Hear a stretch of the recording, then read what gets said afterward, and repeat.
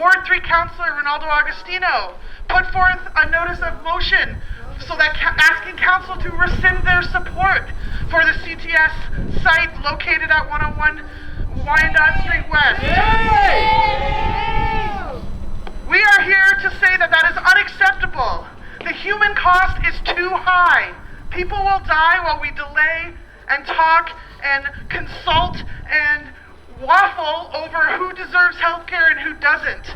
Everyone does. Drug users are human beings that deserve the right to live and be free from discrimination and prejudice, and they deserve safe access to healthcare.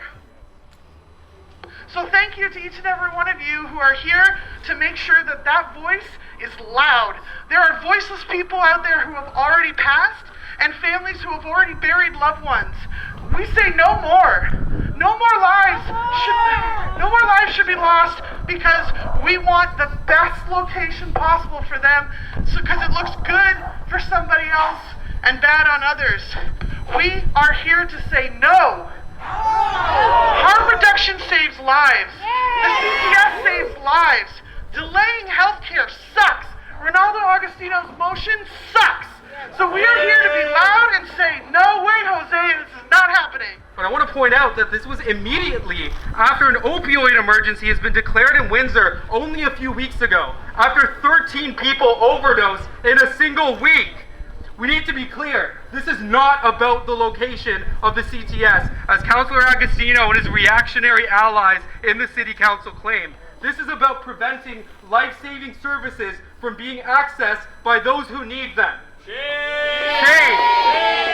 We are here to make it heard that Councillor Agostino's opinions and his campaign manager's business interests do not outweigh the consensus established by experts after a 4-year consultation process or by the over 3,000 points of contact which shaped the decision for this current CTS location.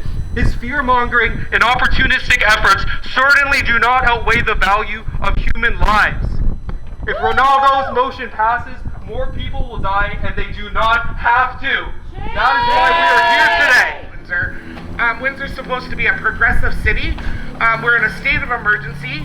We have our mothers, brothers, sisters, friends, family members dying. Addiction, or people that use drugs are close to all of us. And if one city needs to have this, it's Windsor.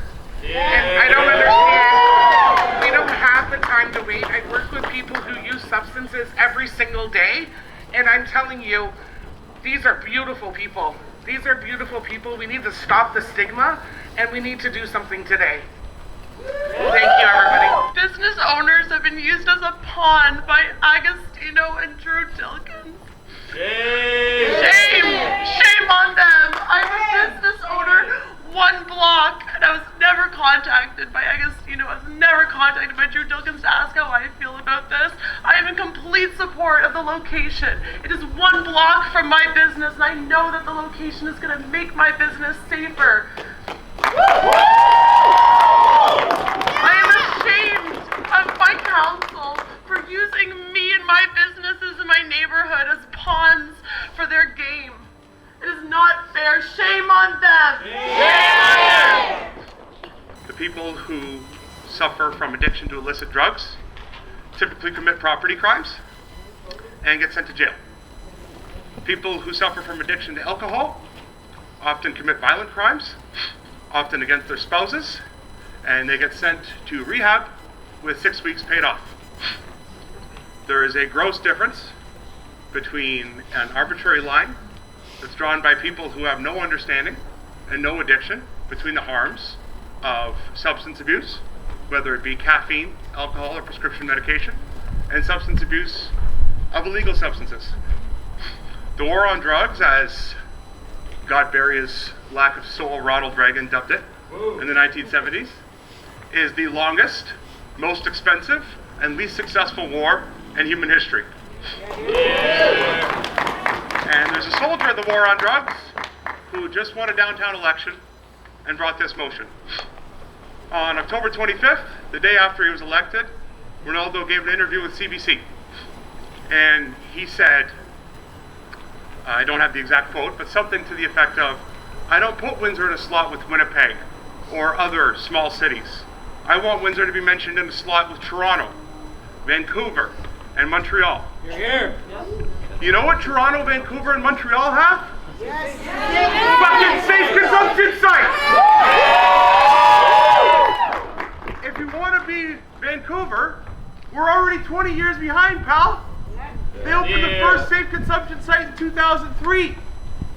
If you want to be Montreal, they have a safe consumption site on Rue, Ontario, which is in the Village, the hippest neighborhood in Canada.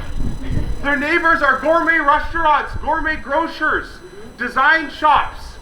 We're worried about deterring McDonald's and Super 8? Give me a fucking break! Put it here. In Toronto, it's on Dundas Square! Oh, the poor real estate droppings of Dundas Square! All the businesses are failing! The buildings are only worth $45 million each! What a tragedy! We're not going to sell as many Big Macs! You know what? When Ronaldo ran, I didn't vote for him, I didn't know him, I voted for Brian, who I knew. But I talked to people who knew Ronaldo, and they said he wasn't a bad guy. They said he was outspoken, he was outgoing, and when I heard that speech, I bought it. I said, what fearlessness to say, I don't want to get a little better, I want to be Toronto, I want to be Vancouver, I want to be Montreal. I love that. What optimism and what fearlessness. 3 months under Dilkin's thumb, and what do we have? Fear-mongering. Shame. Bullshit. Lies. Nonsense. A completely nonsensical diatribe that has no logic in it. I've spoken to people. Who? When this motion passed, there was nobody here to protest it. Now we're here to fight it and there's hundreds of people. Who did he speak to?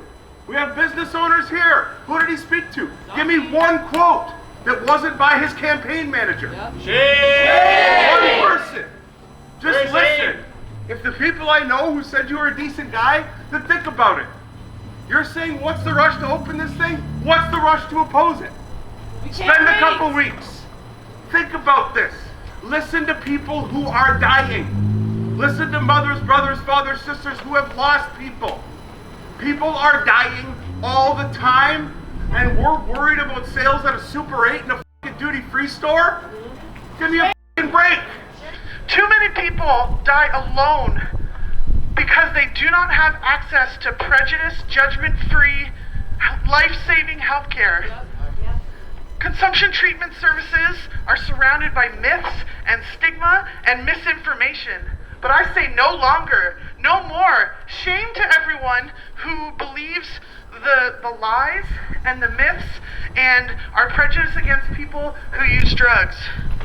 We need this healthcare now. Yes. Delaying the opening of the CTS will result in people dying. They will if we delay this decision now, we will let people die. Shame! People are burying their loved ones because they don't have access to this care. If we can make one person safer in Windsor, we are all safer. We need this now. We need this now. We need this now. We need this now. Now. So, moving forward, we do need to let councillors know that this is shameful. This is a slap in the face to people who want to access care. This is a slap in the face to all of the service providers, all of the healthcare workers, all of the social workers, all of the agencies in the city who have been working very hard over the last 4 years, 6 years actually, to get something available where people can connect to the type of care they need. It's time to end this bullshit today. It is time to take action today. It is time to make sure that we have the types of services that are needed in this city. You got this, TJ. Love you. People are going to die for politics, and that's not acceptable. Not to me, not to anyone standing around here. And I hope that people hear the choices when councillors raise their hands and vote to delay life-saving services. It's not acceptable. Shame! Shame!